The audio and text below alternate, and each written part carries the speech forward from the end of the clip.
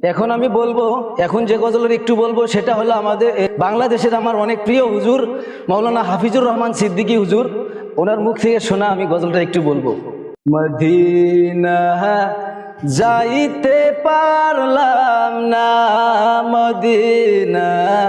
দেখতে পারলাম না, মদিনা যাইতে পারলাম না, মদিনা